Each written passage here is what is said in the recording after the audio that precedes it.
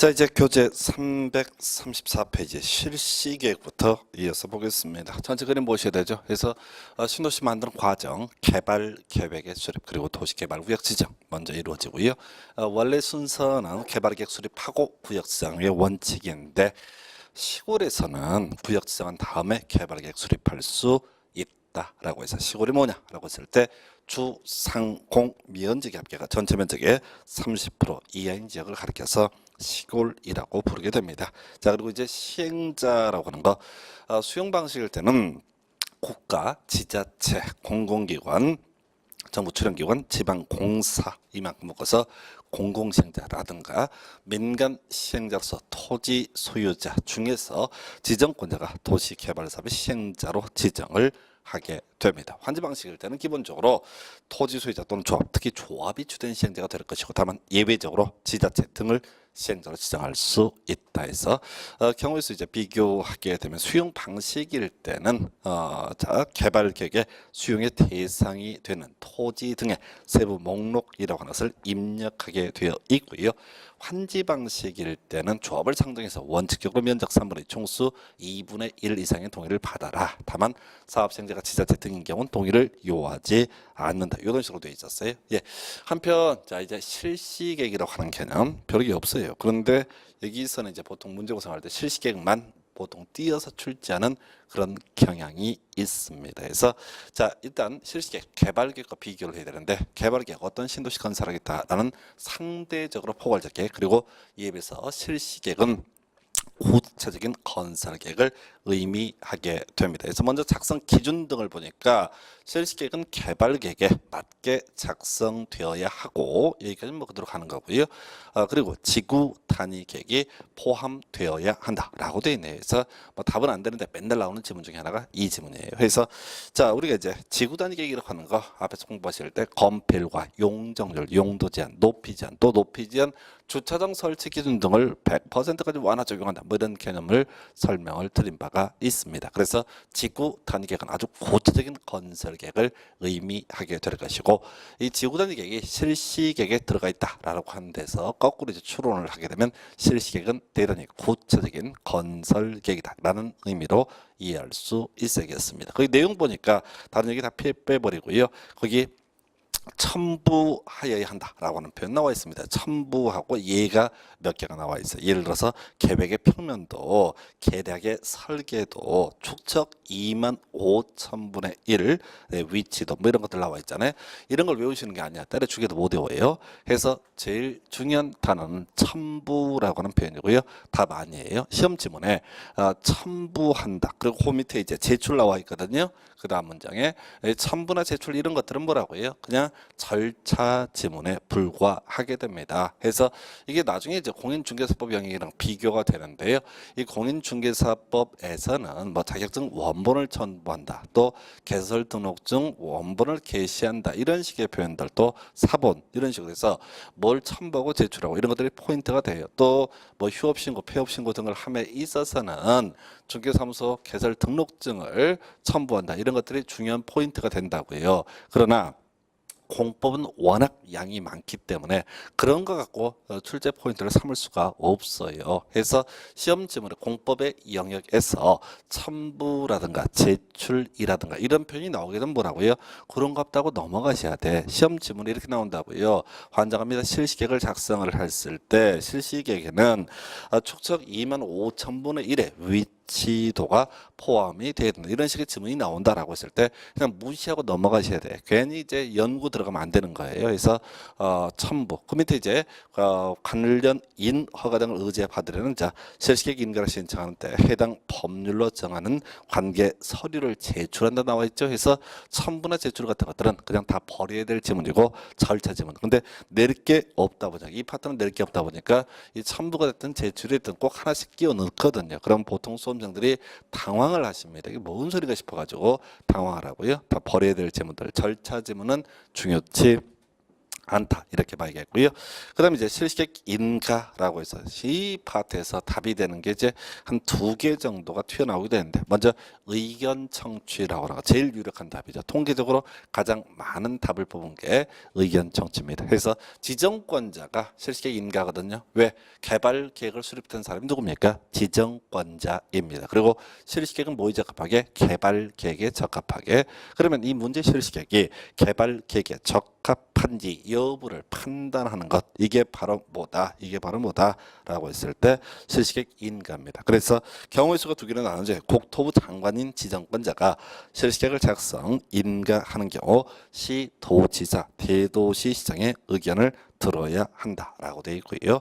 시도지사인 지정권자가 실시계획을 작성 인가하는 경우 시군구청장의 의견을 미리 들어야 된다라고 되어 있죠. 그래서 원래 법조문은 이 2개 묶어서 한 문장이에요. 그런데 시험 문제를 구성할 땐 2개로 이렇게 분설해서 출제를 하고 있고요. 이 중에서도 시험 문제의 거의 답은요 뒤쪽이죠. 시도지사인 지정권자가 실시계획을 작성 인가하는 경우 시군구청장의 의견을 들어야 한다라고 하는 부분 나와 있죠. 해서 이게 그렇게 중요해. 뭐라고? 낼 게 없으니까 시도지사인 지정권자가 실시계획을 작성 인가하는 경우 바로 누구의 국토교통부 장관과 협의를 해야 된다. 이런 식으로 장난을 치게 됩니다. 그래서 좀 주의하셔야 돼요. 이게 절차에 불과한데 이 파트는 내릴 게 별로 없다 보니까 자꾸 트릭 쓰는 것 중에 하나가 되게 됩니다. 그래서 요 정도. 그다음에 이제 협의라고 하는 거 별 쟁점 안 돼요. 자, 20회 때만 구성이 됐었는데 큰 의미는 없고요. 자, 우리가 실시계획 인가가 있으면 수많은 인허가가 의제가 되게 됩니다. 그래서 하는 얘기 수많은 인허가가 의제가 되게 되는데 자 이때 필요 관계 행정기관의 장관 협의해라 20일 내에 답변 줘라 뭐 큰 쟁점 되지 않고요. 또 하나 답을 뽑는 패턴이 바로 인가사항의 변경이라고 하는 거 나와 있습니다. 자 요거 보기 앞서서 앞에서 우리 공부했던 내용 바로 앞 페이지를 가서 보시게 되면 그런 게 있죠. 조합 설립을 하고자 할 때 지정권자에게 인가를 받아야 한다. 그리고 인가받은 사항을 변경할 때 변경 인가를 받아야 한다. 이게 원칙이었어요.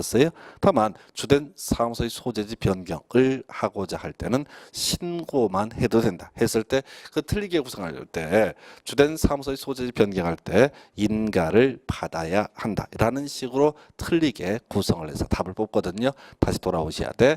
지금요 실시계획 인가를 받았습니다. 인가 받은 실시계획을 변경을 하고자 합니다. 예, 그러면 다시 어떻다고요? 인가를 받아야 된다. 이거 원칙이란 말이에요. 이건 안 나와. 근데 자 다음에 일정한 사항에 대해서는 인가를 요하지 않는다라고 되어 있죠. 그래서 거기 이제 몇 가지 예시가 나와 있는데 2개 나와 있나요? 예, 시험에 나왔던 지문들이에요. 의미 없어요. 이 외에도 여기 열 몇 개가 있어요. 열 몇 개가 그냥 그 중에 2개를 한 번씩 낸 것에 불과합니다. 그래서 끝머리 보니까 인가를 요하지 않는다라고 되어 있죠. 외울 게 뭐라고요? 인가를 요하지 않는다. 원칙은 내면 출제 오류예요. 원칙은 인가받은 사항을 변경할 때 인가를 받아야 된다라고 하는 지문은 출제 오류라고요. 그 4개 되는 순간 예외 항목 바로 손 들고 예외 있는데 예외 얘기 안 했으니까 이건 틀린 지문이 되는 겁니다. 복수정답이 되는 겁니다. 이렇게 나오기 때문에 지금은 출제할 때 아예 뭐라고요? 예외만 가지고 출제가 이루어지게 됩니다. 그래서 자 우리가 외울 게 뭐라고요? 인가를 요구한다면 다 틀렸다고. 앞에서 주된 사무소 소지 변경할 때 인가를 받아야 된다. 틀렸다고요? 이것도 그래. 지금 2개를 예시를 해놨는데 그 2개는 아무런 의미가 없고요. 무조건 어떻게 해라? 인가를 받아야 한다는 다 틀렸다고. 이게 도시개발법에서 3군데 그리고 정비법에서 3군데가 나온다. 패턴을 잡아내셔야 돼. 해서 미리 한번 가서 이거 비교 한번 해볼게요. 어디에 그 얘기가 있느냐라고 했을 때 환지계획인가에서 338페이지 가서 패턴을 비교를 해보겠습니다. 자, 환지계획 어떻게 땅을 나눠주겠다라는 계획을 환지계획이라고 부르게 될 것이고요. 현직에 확정짓는 게 인가입니다. 이 시군구청장한테 인가를 받아야 된다라고 되어 있거든요. 예, 인가 받은 상을 변경할 때 원칙적으로 또 인가를 받아야 됩니다. 그런데 시험에 나오는 건 예외 항목이죠. 자, 다음의 상에 인가 받은 내용 중에서 다음의 상 이러이러한 상을 변경할 때는 어떻다? 인가를 요하지 않는다. 그럼 시험 문제 구성할 때는 그 구체적인 항목을 외우는 게 아니라고요. 무조건 우리가 외울 건 뭐라고요? 뭐라고 쭉 깔아놓고 인가를 요한다는 다 틀렸다. 이렇게 묶어서 가셔야 돼. 이게 이제 하도 종류가 많기 때문에 절대로 외울 수가 없어요. 나중에 정법도 똑같은 패턴들이 줄줄줄 계속 튀어나오거든요. 해서 어떻다? 크게 보는 것이 합리적인 공부 방법이 된다. 이렇게 정리를 합니다. 다시 돌아오셔야 돼요. 해서 여러분 교재 334페이지. 자, 실시객 인가 받았습니다. 예, 그 사항을 변경할 때 원칙적으로 인가를 받아야 되는데 시험 문제 구성을 할 때는 예외 항목을 가지고 구성을 한다고요. 그래서 이때는 어떻다? 인가를 요하지 않는다라고 가셔야 돼요. 근데 시험 문제는 이렇게 툭 던져줍니다. 예를 들어서 사업식 면적이 100분의 10의 범 내에서 면적이 감소를 시키고자 할 때 인가를 받아야 된다. 이렇게 던져준다고요. 그러면은 우리 수험생 입장에서는 일단 100분의 10이 걸리고 감소가 걸리고 혼자 소설을 쓰기 시작합니다. 이것들이 장난을 치지 않았을까? 아니요. 그런 트릭들을 쓰지 않아도 제일 뒤에 말장난하나 무조건 인가를 요한다는 다 틀린 편 이렇게 묶어가셔야 돼요. 다만 다행스러운 것은 이런 출제 유형이 23, 24, 25회 때까지 나오다가 26회 때, 27회 때 아직 출제가 또 안 되고 있어요. 그래서 이거는 그렇게 개별적인 항목을 여기도 열 몇 개가 있단 말이에요. 바로 인가를 요하지 않는 항목이 너무너무 많아서 외울 수가 없습니다. 그래서 패턴을 가지고 아예 정리하는 게 합리적인 공부 방법이 되게 됩니다. 그래서 이게 두 번째예요. 그래서 아까 첫 번째가 시도지사, 시군 구청장의 의견을 들어서 인가한다라고 하는 표현을 가지고 국토부 장관과 협의해서 인가한다라고 해서 틀리게 뽑아줄 테고, 또 하나가 인가를 요구한다는 다 틀린 표현 이렇게 가셔야겠고요. 마지막 고시라고 하는 거 나와 있습니다. 그래서 실시객 작성 이렇게 인가한 경우 공보에 관부 또는 공보에 고시해야 된다 해서 시도지사가 인가를 했을 때는 공보가 되겠죠. 그다음에 국토부 장관이 인가를 했을 때는 관보가 되게 될 겁니다. 이건 중요치 않고요. 거기 이제 효과에서 도시군 관리객 의제라고 하는 거 나와 있습니다. 자, 문장이 너무 길어서 출제될 가능성이 좀 낮아졌는데 전에 한번 나왔어요. 해서 실시객을 고시한 경우 마지막 가야 돼요. 도시군 관리객 결정 고시된 것으로 본다라고 하는 거 주어서로 끊어가시라고 중간형이 다 날려버리고요. 자, 다시 가겠습니다. 원래 전체 그림 보겠습니다. 자, 지구 단위 계획이라고 하는 거, 지구 단위계 도시군 관리객의 일종이 되겠고요. 그래서 이 지구 단위 계획을 결정을 하기 위해서는 도시군관리계획 입안 결정 과정을 거쳐야 됩니다. 자, 그리고 전체 그림 보게 되면 이 지구단계 결정 과정은 원칙적으로 누가 돼야 돼? 시도지사, 대도시장, 또 예외 국토부 장관 등 이렇게 가야 돼. 물론 지구단계는 또 시장구소가 입안했을 때는 시장구소가 직접 결정하는 그런 예외가 있지만은 전체 그림으로 보면 시도지사, 대도시장, 예외 국토부 장관 이게 기본 틀이란 말이에요. 자, 한편 지금 이 실시객을 인가하는 사람이 누굽니까? 경우의 수가 시도지사, 대도시장, 예외 국토교통장 같은 구조는 얘기죠. 그래서 따로 이 원래 지구단위 계획을 확정하려면 도시군관리계획 입안 결정 과정을 거쳐야 되는데, 이렇게 실시객 고시하게 되면 따로 이 지구단위 입안 결정 과정할 것이 아니라 그냥 도시군관리계획 결정 고시된 것으로 본다 해서 하여튼 지문 길어지고 나서 문장 더러워지고 나서 아직까지 출제는 되고 있지 않습니다. 그래서 크게 세 가지 정도로 가야겠네요. 시도지사인 지정권자가 인가할 때 시군 구청장의 의견을 들어야 한다. 이러이러한 내용을 변경할 때 인가를 요구한다는 틀렸다. 그리고 실시객 고시하면 도시군관리계획 결정 고시가 있는 것으로 본다. 그리고 개념상에 관한 부분인데요. 자, 여기는 어디나 공통적인 요소입니다. 실시객 고시가 있게 되면 수많은 인허가가 의제가 되게 된다. 기억나실까요? 국토계획법서 이런 거 있었죠. 국토계획법 공부하실 때 허가를 요하지 않는 사항 중에 하나가 도시군계획사업은 허가를 요하지 않는다. 도시군계획사업이 뭐 있었어요? 도시군계획시설사업, 도시개발사업, 정비사업 이렇게 세 개를 섞어서 도시군 계획사업이라고 불렀었고, 이런 도시군 계획사업에 있어서는 허가를 요하지 않는다라고 돼 있었다고요. 자, 그렇게 봤을 때 이게 도시개발사업 허가를 요하지 않습니다. 아까 그런 거 착각하면 안 돼. 건축물 건축 토지 분할 경작자에서 관상용 종목의 임시식재 허가받은 상의 변경. 그거 뭘 얘기하냐면 그건 일반 개인이 하는 걸 얘기하는 거고, 그 허가받아라 이런 얘기고, 이 도시개발사업 시행자가 어떤 행위를 할 때는 어떻다? 허가를 요하지 않는다. 왜? 실시계획 고시가 있으면 수많은 인허가가 다 의제 허가가 있는 것으로 보기 때문에 굳이 개별적으로 다 허가를 요하지는 않는다. 이런 구조가 되겠습니다. 그래서 이 정도가 실시계획에 관한 쟁점에서, 실시계획은 좀 특이하게 이 내용 자체가 웬만한 법조문 내용 다 담아놓은 거예요. 그래서 요거를 좀 띄어서 출제하는 그런 경향이 좀 디테일하게 봤었고요. 이제 335페이지, 336페이지에 걸쳐서 수용 방식에 따른 도시개발 사업에 대해서 살펴보도록 하겠습니다. 자, 수용 방식에 따른 도시개발 사업 다시 머릿속으로 그려봐야 돼. 기본부터 가야 됩니다. 자, 이 수용 방식으로 간다라고 하는 것을 결정했던 것은 개발 계획에서 결정을 했던 것이고요. 대신 이 수용 방식으로 하기로 결정이 되게 되면은 이 개발 계획에다가 자, 수용의 대상이 되는 토지 등의 세부 목록이라고 하는 것을 입력을 해라. 한편 이 세부 목록은 또 도시개발구역 지정한 후에만 포함시킬 수 있다. 이런 게 존재했었고요. 그리고 나서 이제 시행자 지정함에 있어서 다시 크게 가야 돼. 제일 이제 수용 방식이 어려운 이유 중에 하나가 저거죠. 시행자의 종류가 숙달이 돼 있어야 돼. 자, 공공시행자로서 국가, 지자체, 공공기관, 정부 출연기관, 지방공사 있고요. 민간 시행자로서 토지 소유자가 있습니다. 해서 여기서는 제일 까다로운 이 파트가 어려운 이유 중에 하나가 뭐냐면, 제가 나머지는 뒤쪽 봐라 그런데 주어 볼 필요 없다. 마지막 서술을 봐라. 이렇게 정리를 해드렸는데, 이 챕터에서는요 바로 주어가 중요해. 즉 공공시행자냐 민간 시행자를 따져 묻는 게 주된 출제 기술이에요. 그래서 실제 문제자 우리가 공공시행자 유형에는 국가, 지자체, 공공기관, 정부 출연기관, 지방공사까지가 있고 민간 시행자로서 토지 소유자가 있게 되는데, 일단 시험 지문에 지금까지 나왔던 건 전부는요 지자체하고 지방공사를 출제합니다. 웬고하니 아까도 한번 지적했는데 국가는 너무 쉬워서 하면 절대 안 해요. 어떤 시험이든 간에 국가는 너무 쉽고, 그 다음에 자, 그 공공기관, 정부 출연기관은 원래 이름이 대통령령이 정하는 공공기관, 대통령령이 정하는 정부 출연기관, 이런 식으로 표현을 하기 때문에 그걸 다 끌고 올 수가 없거든요. 그래서 내기 좋은 게 지자체와 지방공사입니다. 그래서 지금까지 시험에서는 지자체와 지방공사가 튀어나오고요.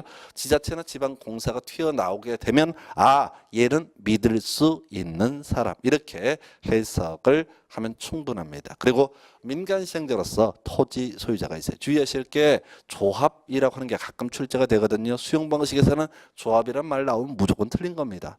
조합이라고 하는 것은 바로 수용 방식에 있어서는 아예 시행자가 될 수가 없다. 이렇게 가야 돼요. 그래서 자, 이제 이 정도고 실시계획 인가 떨어지면 자, 수용이라고 하는 개념 나오게 됩니다. 수용이라고 하는 거 토지 소유자의 의사에 반해서 강제적으로 땅을 뺏어내는 것을 수용이라고 부르게 됩니다. 그래서 첫 번째 쟁점이 누가 수용할 수 있는가? 모든 시행자가 수용을 할 수가 있다. 일단 전제가 되고요.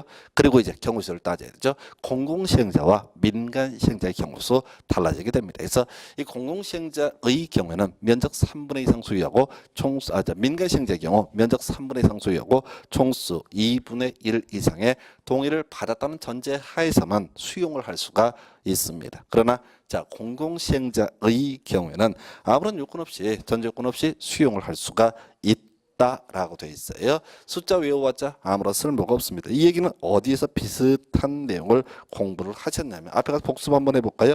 교재 318페이지 가서 보시게 되면 도시군 계획시설 사업의 절차라고 하는 것이 나와 있습니다. 318페이지 하단부 해서 도로 학교 공원을 만들기로 이반 결정을 하게 됩니다. 그걸 이름하여 도시군계획시설 결정고시라고 부르게 될 것이고요.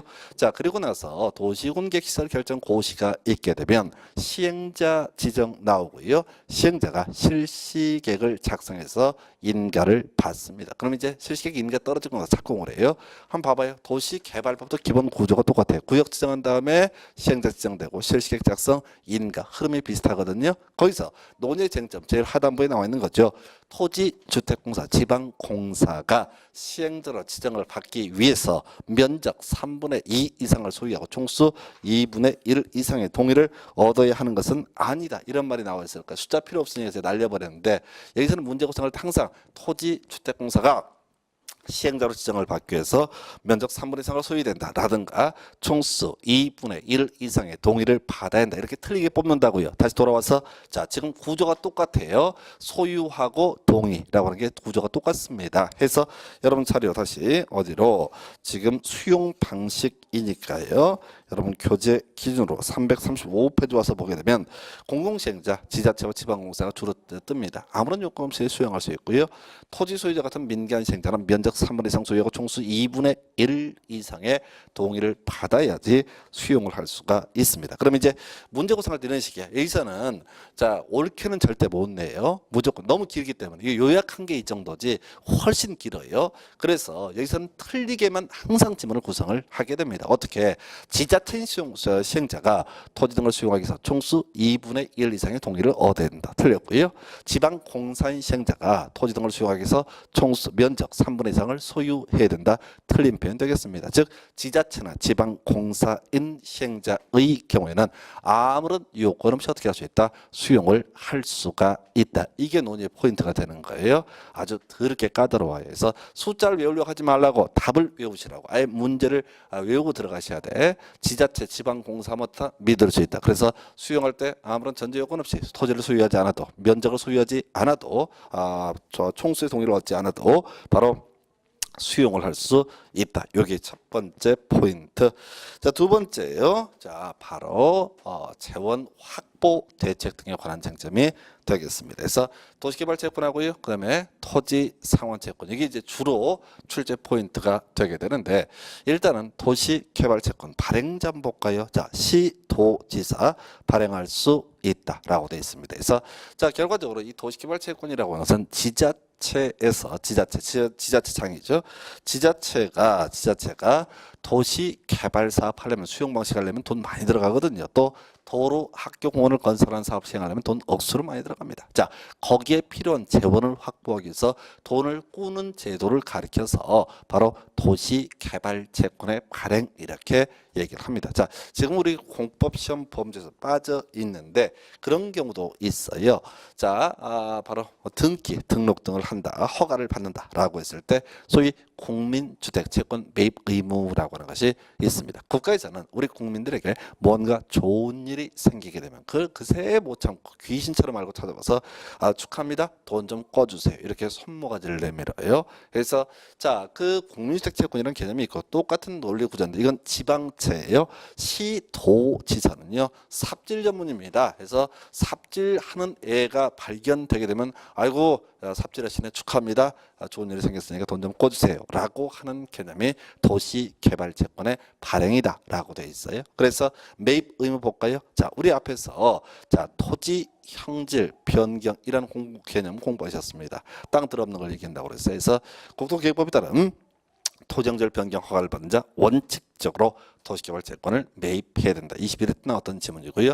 중요치 않아요. 그래서 자, 구조를 봅니다. 자, 지자체장이 시도지사가 도시개발사업 또는 도시군계획시설사업에 필요한 재원을 확보하기 위해서 돈을 꾼다고요. 근데 아무나 길 가는 사람한테 꾸는 것이 아니라 토지 형질 변경 허가를 받은 사람, 이 사람한테 돈을 꾸는 그런 구조로 되어 있습니다. 자, 그럼 이제 색깔 입혀야 되는 거 중요한 거 나와 있죠. 승인하고요.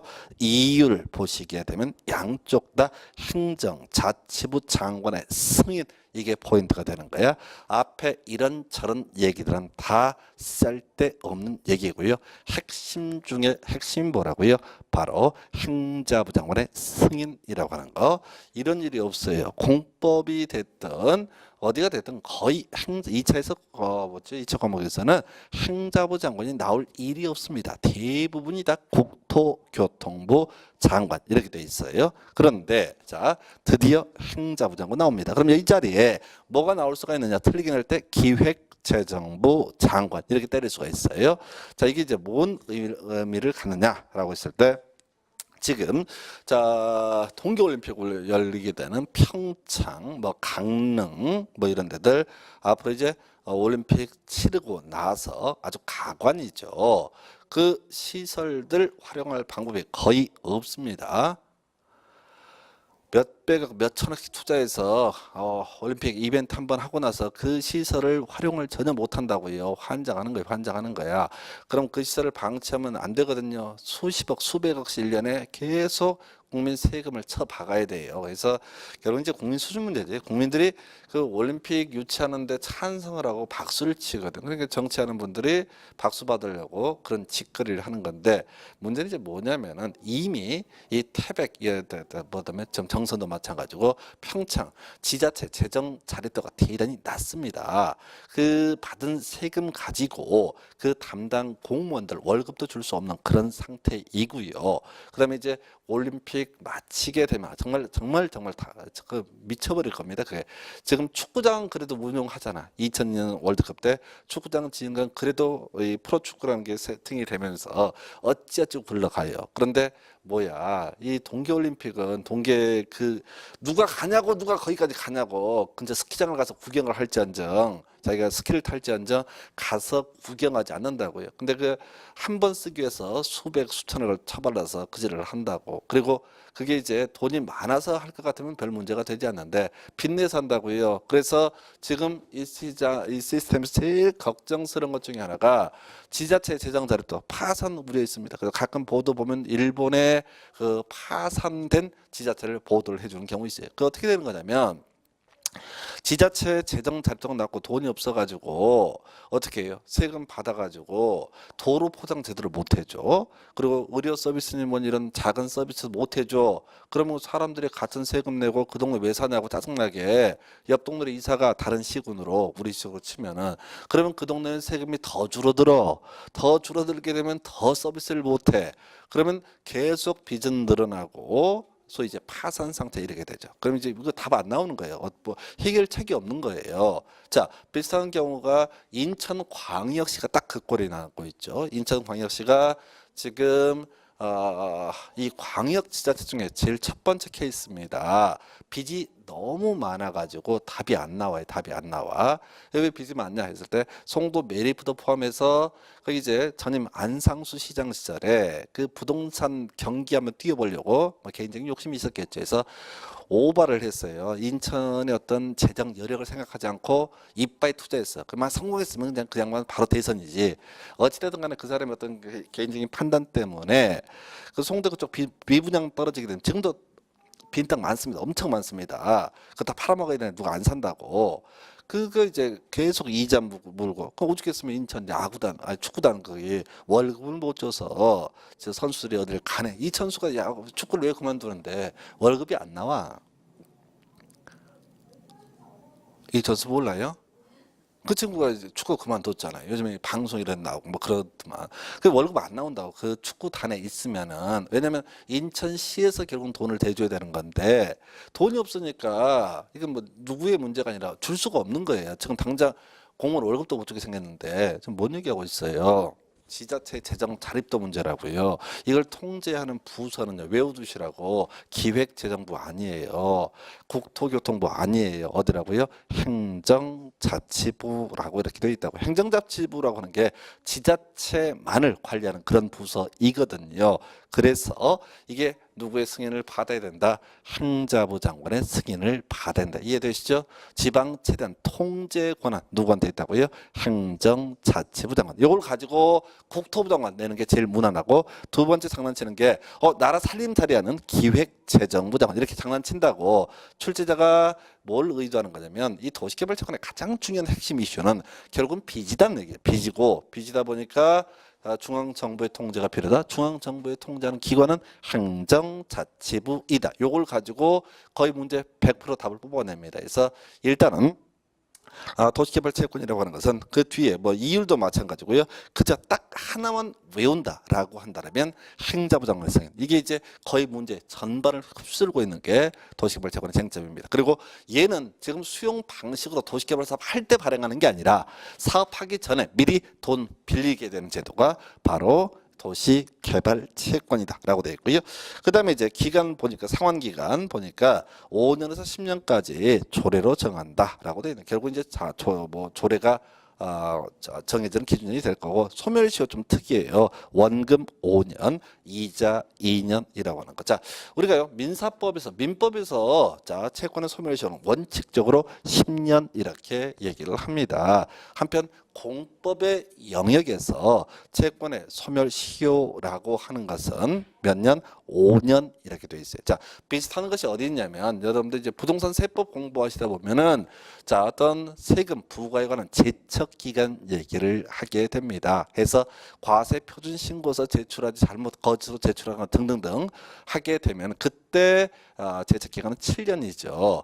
사기 부정한 방법으로 조세 포탈 등을 하려고 했을 경우에는 10년이라고 하는 게 제척 기간입니다. 그러면 그거 말고 일반적인 예를 들어 재산세 같은 거 자 뭐죠? 보통 징수를 함에 있어서 과세 관청에서 깜빡 잊혀버린 거 얘를 그래서 부과를 못했다고 몇 년 지나면 5년 지나면 더 이상 부과할 수 없다. 뭔 얘기인 거 아니에요? 약간 얘기가 다르긴 한데 어찌됐든 공법이라는 영역, 국가와 국민 또 정부와 국민의 관계를 따지면 채권이라고 하는 것은 기본적으로 그 소멸시효라고 하는 것을 굳이 따진다면 5년 이렇게 봐야 됩니다. 자, 그런데 이 도시개발채권이라고 하는 게 골 때리잖아요. 원금 5년, 이자 2년 이렇게 돼 있단 말이죠.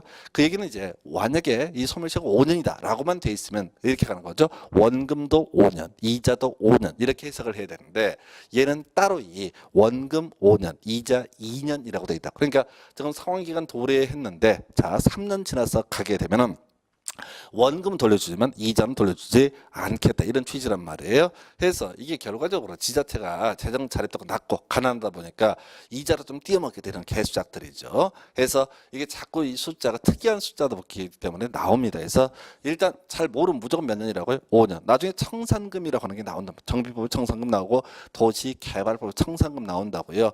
청산금의 소멸시효 몇 년? 5년 이렇게 가는 거야.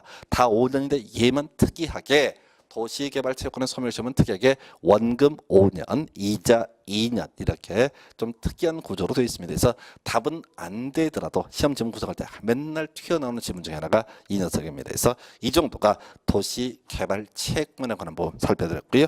그 다음에 이제 토지상환채권에 관한 부분 살펴보겠습니다. 그래서 이 토지상환채권은 도시개발채권이랑 전혀 다른 개념이고요. 이 토지상환채권은 도시개발사업 수용 방식에 있어서 시행자가 도시개발사업 시행하는 과정에서 자 수용 보상금을 지급을 해야 되는데 돈이 좀 부족했을 때 그 일부 등을 앞으로 도시개발사업 등을 통해서 조성될 토지 건축물 현물로 돌려주겠다라고 각서 써주는 것을 토지상환채권이라고 부르게 됩니다. 그래서 일단은 누가 발행할 수 있다? 시행자. 시행자가 누가 있었죠? 국가, 지자체, 공공기관, 정부 출연기관, 지방공사, 토지 소유자까지 이 시험범위 얘기죠.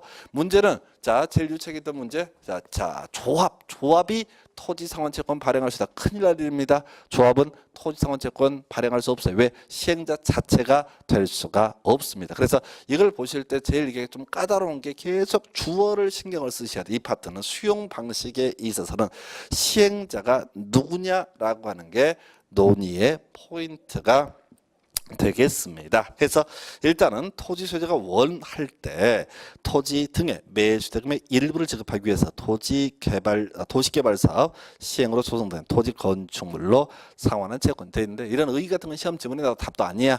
워낙 기본적인 거니까 거기서 이제 지급 보증이라고 하는 거 이게 이제 사실 과거 통계적으로 가장 유력한 출제 포인트죠. 그래서 앞에서 공공시행자의 경우에는 믿을 수가 있다. 민간 시행자의 경우에는 믿을 수가 없다라고 했었거든요. 그래서 공공시행자가 토지 상환 채권을 발행을 하고자 할 때는 지급 보증을 요하지 않습니다. 그러나 민간 시행자가 토지 상환 채권을 발행을 하고자 할 때는 지급 보증을 받아야 한다. 이게 논의 포인트. 근데 공공시행자, 민간시행자 이렇게 내면 참 좋을 것 같은데 이놈들이 꼭 낼 때 지자체 시행자가 토지상환 채권을 발행하고자 할 때 지급 보증을 받아야 한다. 흔들어준다고요? 아니야 틀렸어. 지자체는 뭐가 됩니까? 공공시행자의 일종이기 때문에 지급 보증 없이 토지상환 채권을 발행할 수 있습니다. 지방공사의 시행자가 토지상환 채권을 발행하기 위해서 지급 보증을 요구하지 않는다. 이건 오른편이 되는 거예요. 한편 토지 소유자인 시행자가 토지상환 채권을 발행하기 위해서 지급 보증을 받아야 한다. 그러면 오른편, 지급 보증을 요구하지 않는다. 그러면 틀린 편 이렇게 가는 거예요. 그래서 결과적으로 지자체와 지방공사는 믿을 수 있기 때문에 지급 보증을 요구하지 않고 한편 지금 이제 토지 소유자인 시행자, 민간 시행자의 경우 믿을 수 없기 때문에 지급 보증을 받아야 한다라고 하는 거 이렇게 보시고요. 그리고 그 밑에 이제 방식 나와 있어요. 김영식 증권으로 한다라고 되어 있습니다. 그리고 발행 규모까지 가볼까요? 먼저 토지 상환 채권의 발행 규모, 끄트머리에 2분의 1을 초과하지 아니해야 된다라고 되어 있죠. 그래서 뭔 소린 거 아니에요? 이건 별거 아니고 앞으로 만들어지기를 될 토지 건축물이라고 하는 거 있겠죠? 그 반 이상을 채권으로 돌려주면 안 된다. 이런 취지가 되겠습니다. 이거 개별적으로 다 외울 수는 없어요. 그래서 그렇게 보셨고 그리고 추가적으로 하나의 포인트가 바로 양도 얘기입니다. 토지 상환 채권을 이전하고자 할 때 그 취득자의 성명 주소를 채권에 기재를 해야 된다라고 돼 있죠. 해서 지금 뭔 소린 거 아니? 앞에서 토지 상환 채권은 김영식 증권으로 한다라고 돼 있었거든요. 그래서 김영이라는 게 뭐야? 이름 써 있다는 얘기야. 토지 상환 채권 종이 쪼가리에 앞으로 홍길동 받기로 한 사람 이렇게 써 있다고. 그러면 사실은 이제 김영식 증권이라는 의미는 일반적으로 양도 양수가 자유롭지 못하다는 의미를 내포하고 있습니다. 그런데 혹시 이 토지상환 채권 양도할 수 있는 우리 법에서는 양도할 수 있다라고 되어 있고 양도를 받은 사람 양수인이 자기 이름 써놔야지 어떻게 할 수 있다. 그 권리를 주장할 수 있다. 그래서 이건 좀 오래전에 나왔던 문제 유형인데 토지상환 채권은 김영식 증권이므로 양도 양수가 금지가 된다라고 해서 틀리게 뽑았던 바가 있어요. 해서 요즘엔 잘 내지 않는데 하여튼 토지상환 채권 양수인 취득자의 성명 주소를 토지 상환 채권에 기재하는 방법을 통해서 양도 양수가 가능하다. 해서 하여튼 토지 상환 채권 두 가지입니다. 지급 보증 얘기하고 양도 양수 가능하다라고 하는 거 두 개 정보가 포인트가 되겠습니다. 그리고 넘어가서요. 이제 정말 어려운 얘기들 나와 있습니다. 그래서 소위 수용 방식에 따라서 소위 조성 토지 등의 공급이라고 하는 주제가 나와 있어요. 사실은 한 2, 3년 전만 해도 이거 다 버렸던 내용이었어요.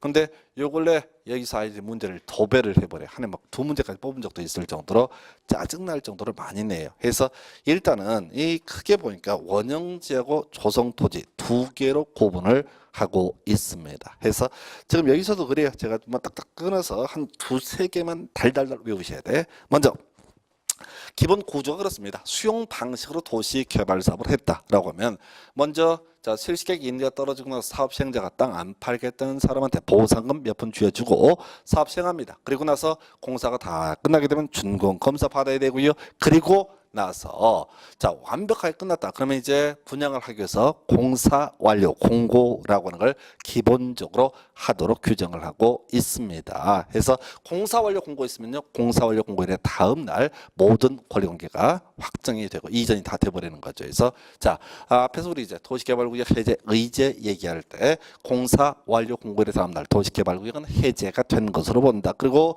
용도적 환원되지 않는다. 이런 것들을 공부하셨거든요.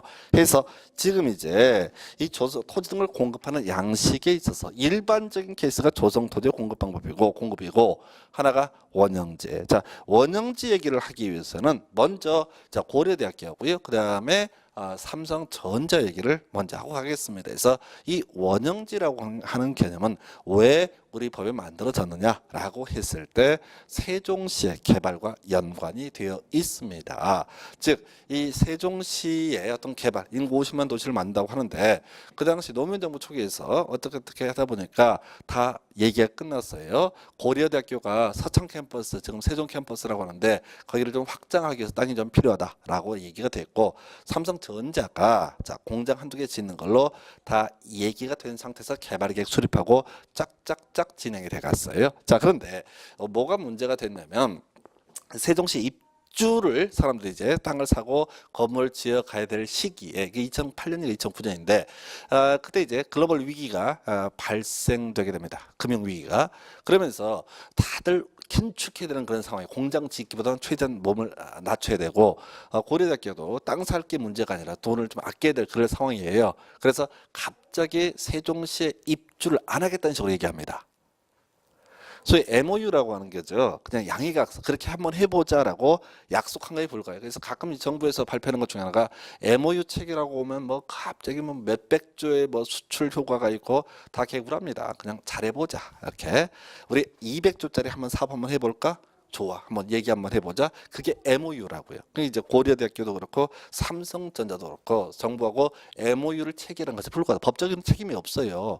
중간에 수틀이 많은 거야. 자, 그랬을 때 지금 자 삼성에서 고려대에서 자 한 소리가 결혼 비싸다 이거예요. 핑계지. 깎으려고 하는 거야. 근데 고려대가 빠져버리고 삼성이 빠져버리게 되면 세종시는 뻥 뚫린단 말이에요. 생산 기반도 없고 교육 기반도 없고 배째라고 나오는 거죠. 그래서 정부에서 방법이 없어요. 아마 이명박 정부 초기에는 이 제도가 만들어진 것 같은데 분양은 해야 되겠고 그렇다고 고려대학교 삼성전자만 싸게 분양했다면 큰일 나죠. 특히 시비가 붙으니까. 그래서 국회에서 아예 법을 만듭니다. 소위 원형지라는 개념을 만들어서 자 이런 식의 과거에는 평당 100만의 수용을 합니다. 그리고 한 3년 동안 좀 푹 삭히죠.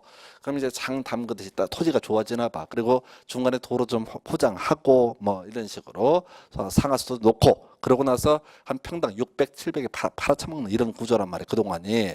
그런데 원형지라고 하는 개념은 자 평당 100의 수용을 한 다음에 3년 동안 기초공사만 하는 거야. 도로 포장 안 하고 대충 윤곽만 잡아주는 거야. 그리고 평당 한 250을 팔아먹는 거야. 그러면 그 원형지를 공급받은 사람 입장에 대박입니다. 수용한 거랑 똑같은 효과가 있는 거야. 피 한 방울 안 든다. 자기는 250에 수용을 못 하거든. 매수를 못 한다고요. 그러니까 정부가 한국토지주택공사가 대신 용역 떼주는 거 똑같은 거야. 거의 헐값에 받는 개념이 뭐라고요? 원형지라는 개념이 됩니다. 그래서 원형지는 국가나 지자체가 또 분양을 받을 수 있어요. 국가 지자체는 토지공사가 돈 받을 게 아니기 때문에. 그리고 나서 문제가 되는 게 바로 학교하고 공장 용지. 그게 이제 고려대학교 삼성전자 케이스예요. 그래서 학교하고 공장 용지도 원형지로 공급을 할 수가 있다. 자, 일단 이게 배경이 되셔야 돼. 그래서 자, 일단 원형지는 겁나 싸다라고 하는 게 첫 번째 쟁점. 두 번째, 겁나 싸다 보니까 이걸 겁나 싸게 사서 비싸게 팔아먹는 전매, 투기를 하는 경우가 있을 수 있다. 예, 투기 못하게 전매 제한이다. 그래서 두 가지입니다. 자, 이런저런 얘기 다 빼버리고 원형지하게 되면 아주 싼 가격에 살 수 있다. 그래서 결과적으로 전매 제한을 받게 된다. 이게 결론이라고요. 여기 요 두 개 얘기 갖고 계속 시험 문제를 구성을 해요. 그래서 거기 이제 한번 가볼까요? 의 도시개발구역 안에서 도시개발 사업으로 조성되지 아니한 상태의 토지라고 돼 있죠. 그러니까 도로 포장 다 안 된 상태라는 얘기야. 신장로 아실래나? 그냥 대충 그 윤곽만 잡아놓은 거야. 자, 그리고 개발자의 선정 나와 있죠. 원형지 개발자 선정은 자 수의 계약의 방법을 한다. 이게 왜 그런 거 아니? 저것 때문에 그래요. 주로 국가 지자체가 이 분양을 받는 거라고. 원형지는 누가 분양받는다고요? 국가나 지자체, 공공기관 이런 애들이 분양을 받는 거라고. 일반한테는 분양 안 한다고. 그러니까 수의계약이 가능한 거예요. 그런데 문제는 지금 삼성전자하고 고려대학교 거기 학교 용지, 학교 부지, 공장 부지 나와 있죠. 자 보니까 학교 부지, 공장 부지, 원형 개발자의 선정은 경쟁 입찰의 방식으로 하되 경쟁 입찰이 2회 이상 유찰된 경우 수의 계약의 방법으로 할 수 있다라고 되어 있죠. 자, 그냥 눈 가리고 아웅하는 거죠. 자, 처음부터 수의 계약 기다려버리면 삼성전자에 특혜를 줬네, 고려대학에 특혜를 줬네 이런 시비 붙는다고요. 근데 뭐 갑자기 세종시에 좀 싸게 땅을 분양한다고 해서 연대가 갑자기 원주 캠퍼스 문 닫고 우리 세종시가 아까 땅값 싸다는 이지랄 안 한다는 얘기지. 사실 다 내정돼 있는 거죠. 그래서 얘기가 2회 이상 유찰되면 그때는 어떻다? 수의 계약. 원칙이 수의 계약이 되는 이유는 아시겠죠? 주로 그 대상이 국가나 지자체가 되기 때문에 그렇다. 공공기관이기 때문에 그렇다라고 봐야 할 것이고 해서 이런 게 있고 이거면 이제 좀 특이한 지문이죠. 그 다음에 이제 결론 갑니다. 공급. 같은 말이 이행 조건을 붙일 수 있다 나와 있죠. 문장 다 보지만 조건부 승인해서 이행 조건을 붙일 수 있다. 허가할 때 조건을 붙일 수 있다. 인가할 때 조건을 붙일 수 있다. 똑같은 맥락이라고요. 지금 원형지 공급 등에 관해서 승인을 함에 있어서도 역시 어떻다고요? 조건을 붙일 수 있다. 안중에 원형지는 싼 거고 전매제 안 받아. 이게 포인트가 돼야 된다고요. 이런 것들은 툭툭 쳐주는 지문이라고. 그래서 여러분들이 시험장 가시게 되면 항상 제일 중요한 포인트가 시험 지문 5개 중에서 3개쯤 몰라도 절대 겁먹을 게 없다는 거지. 왜? 답은 정형화돼 있으니까. 정말 방대한 법조 중에서 가장 중요한 이슈만을 답으로 뽑는다고요. 90% 이상의 문제가. 그러면 답이 되는 걸 외워야 된다고. 중간에 절찬이 구질구질한 얘기를 읽어봐봤자 외우지를 못한다고 해서 나오게 되는 게 면적 나와 있죠. 원형지는 도시개발구역 전체 면적의 3분의 1 이내로만 공급할 수 있다. 만약에 더 이상 공급하면 남는 게 없다는 얘기죠. 다 죽 써서 개 주는 거죠. 그래서 이 숫자는 맨날 기어 나와. 2분의 1, 3분의 1. 답 아니야. 답 아니라고요. 깔아는 주지만 답이 아닌 지문. 항상 출제가 되는 지문. 짧기 때문에. 그리고 나서 가격 나와 있죠. 이게 포인트가 되는 거예요. 일단 다시 기본. 자, 그 텍스트를 읽으려고 하지 마시고. 자, 지금 원형제는 겁나 싸게 분양한다라고 하는 게 논의 포인트. 자, 그리고 수의계약이 원칙이다. 공장용지 학교부지만 경쟁입찰. 하지만 안 되면 수의계약. 이렇게 한다. 그리고 겁나 싸다. 겁나 싼 게 뭐냐라고 했을 때, 자, 감정가 플러스 공사비 이렇게 줄여서 외우셔야 돼. 길게 되어 있는데 개발계획이 반영된 감정가에다가 공사비를 더한 금액 이렇게 되어 있는데 그냥 감정가 플러스 공사비 무슨 얘기인 거 아니? 자, 아까 원형지는 도시 개발 사업 등을 통해 조성되지 아니한 토지라고 그랬어요. 그러면 아무것도 없이 땅을 그대로 팔아먹는 거냐, 분양을 하는 거냐? 그게 아니라 아까 제가 신장로 정도 만든다고 대충 선 긋는다고 그랬다고요. 바로 그 비용을 받겠다 했는 얘기입니다. 그래서 감정가이다. 기본적인 공사비는 받겠다. 이거 그냥 좀 우리가 일반적으로 있을 때 아주 원가에 넘긴다라는 개념이 바로 공급 가격이라고 돼 있어. 길게 돼 있는데 계속 줄여서 보시되 감정가 플러스 공사비 이게 바로 아주 싼 가격이다라는 의미가 되게 되고 이걸 갖고 한번 쟁점을 삼았고요. 그리고 나서 전매제 나와 있죠. 자, 길게 써 있는데 뒤에 매각할 수 없다 나와 되어 있죠. 10년, 5년 이런 거 보지 마세요. 매각할 수 없다 나와 있죠. 안 나와요. 원칙은 안 낸다고요. 항상 예외하고 원칙을 매칭을 시켜서 장난을 치죠. 해서 결과적으로 전매각 가능한 경우 10년 또는 5년 일정 기간 안에 팔아먹을 수 있는 케이스가 있다고요. 예, 그 중에 가장 전형적인 케이스가 국가 지자체는 어떻다고요? 전매 제한 기간이라 할지라도 매각할 수 있다. 뭐 어려움이 없을 테고요. 가장 쉬운 거, 가장 많은 출제가 되는 게 특히 지자체, 국가는 안 되니까. 그 다음에 이주형 주택 하나만 가겠습니다. 매각할 수 있다라고 돼 있죠. 이주형 주택이라고 하는 개념은 그렇습니다. 지금 거기 도시개발구역 지정하기 전에 원래 살았던 분들 있잖아요. 그분들이 마을을 이루어서 살 수 있게 지어놓은 주택을 이주용 주택이라고 부르게 됩니다. 자, 만약에 토지 이게 원형지 싸게 분양을 했다고요. 그래서 그 주택을 공급하는 사람이 전매할 수 없다라고 하게 되면 골 때리는 상황이 되는 거예요. 누구한테? 이주해오는 원주민들한테 건물은 넘겨줄 수 있으나 주택은 넘겨줄 수 없다. 왜? 우리는 주고 싶은데 토지는 줄 수 없다. 우리는 주고 싶은데 이게 전매제한 받기 때문에 땅을 넘겨줄 수 없다. 이런 논리 구조가 되기 때문에 이주용 주택이라고 하는 부분에 대해서는 어떻다? 바로 전매제를 하지 않는다. 그리고 중간에 임대 주택 용지 하나 나와 있죠. 이 정도까지 최대 3개예요. 국가지자체 이주용 주택, 임대주택 용지에 대해서는 다 전매 제한을 하지 않는다. 임대주택 용지도 그런 개념이죠. 뭔 얘기인 거니? 많이 지어라 이런 얘기지. 싸게 줄 테니까 많이 지어라 이런 취지로 해석을 하실 것 같아서 지금요 원형지 해석하게 되면 제일 핵심이 겁나 싼 가격 그게 뭐야? 감정가 플러스 공사비. 자, 전매할 수 없다. 그러나 국가지자체 이주용 주택, 임대주택 용지 등 것도 다 전매 제한을 받지 않는다. 요 2개 가지고 계속 무려먹어요. 나머지 지문들은 3분의 1까지 만나 뭐 도시계 원형제 의 뭐 이런 것들 갖고 지문 구성하는데 그건 답이 아니야. 그저 딱 2개 이슈 갖고 지금까지 100% 답을 다 뽑아냈어요. 그럼 앞으로 뭘 낼 거냐? 그건 모르지. 내가 어떻게 하려 그걸 점쟁이도 아니고 대신 이 핵심 이슈를 정리하고 있다라고 한다면 확률상 거의 빠져나갈 확률이 대단히 낮아지게 된다. 이렇게 정리할 수 있겠습니다. 그래서 원형제 쟁점 2가지가 핵심이다 라고 봤고요. 자, 그 다음에 원형제를 제외한 일반적인 토지의 분양에 대해서 살펴보겠습니다. 그래서 이걸 우리가 조성 토지 등의 분양 이렇게 얘기를 하고요. 거기 이제 그 공급 방법부터 한번 정리해 볼까요? 원칙 나와 있죠. 예외 나와 있죠. 한번 쓱 보겠습니다. 원칙은 뭐야? 경쟁 입찰. 절대 봐서는 안 되는 거죠. 이런 경우 경쟁 입찰을 한다. 옳은 표현, 틀린 표현? 틀린 표현. 왜요? 원칙은 이런 경우가 안 나와. 그러니까 경쟁 입찰을 한다면 다 틀린 거야, 사실은. 아까 원형제라고 착각하면 안 돼요. 그건 별개의 문제고 일반적으로 조성 토지를 공급하면서 경쟁 입찰이 원칙인데 원칙은 시험에 안 낸다고. 그렇다 치고 예외가 2개가 있어요. 추첨하고요. 수의 계약 나와 있죠. 사실 추첨의 경우도 총 6개인데 나중에 이제 하나 더 추가해서 공부하면 돼요. 일단 하나 외우십니다. 330제곱미터 이하의 단독주택 용지 나와 있죠. 330 이하의 단독주택 용지 나와 있죠. 100평 이하의 단독주택 용지는 경쟁 입찰 붙이지 않겠다 이런 얘기라고요. 그래 이제 그 개인이 집 하나 짓겠다는데 뭘 경쟁 입찰을 붙여서 무슨 의미가 있겠습니까? 큰돈 안 낸다고 보는 거죠. 요거 하나 외우시면 끝이에요. 나중에 이제 공공택지가 하나 더 나오는데 그건 그 다음 문제고 지금 추첨 하나를 정확히 외우시라고. 그럼 나머지가 다 수의계약이에요.